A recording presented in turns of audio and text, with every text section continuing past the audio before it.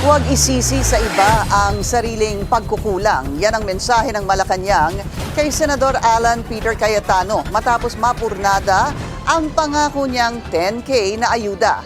Ang detalye sa agenda report ni Ivy Reyes. Walang salitang minion sa Biblia. Yan ang sagot ng Malacanang kay Senator Alan Peter Cayetano na muling sinabing may kumukumpas sa galaw ng mga investigating body ng gobyerno. So, wala pong ginagawa ngayon ang senador, si Senador Alan Cayetano, kung hindi magturo at manira ng iba. Ang pag-iimbestiga po na gagawin ng NBI ay mandato po ito. Trabaho po nila na tugunan ang mga issue patungkol sa korupsyon.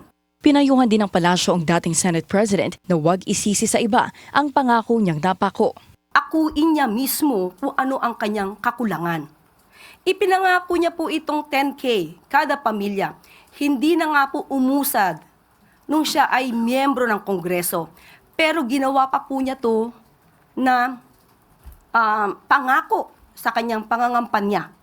Huwag niya naman sanang gayahin yung pangakong ala jet ski na pang kampanya lang. Ang 10,000 pisong ipinanukala ni Cayetano noong 2022 ay para sana sa mga apektado ng COVID-19 pandemic. Una nang pinabulaanan nito ng Malacanang at hininga ng ebidensya ang senador. Ngayon, dahil 2022 budget daw ang pinag-uusapan dito, wala raw kinalaman si PBBM dahil si former President Rodrigo Duterte pa naman ang nakaupo noon. Mukhang kulang din daw sa pag-aaral ang panukala ni Cayetano dahil hindi ito nakalusot sa Kongreso. Paano raw kasi ang ibang proyekto ng gobyerno kung ibubuhos lahat ng pondo sa 10,000 pisong ayuda kada pamilya? Samantala, susuportahan daw ng Malacanang ang investigasyong niluluto ni Senador Panfilo Ping Lacson kaugnay sa umano'y flood control involvement ni Cayetano kung may lehitimong ebidensya. Sa Agenda Weekend ng Billionaire News Channel, sinabi ni Lacson na natukoy na nila ang umano'y bagman ni Cayetano na siya raw dinadaanan ng mga kickback ng senador. Subject to validation pa raw naman lahat, pero ayon sa impormanteng contractor ni Lacson, may 25% na kickback umano si Cayetano mula sa flood control projects ng Taguig. Para sa Agenda, Ivy Reyes, Billionaire News Channel.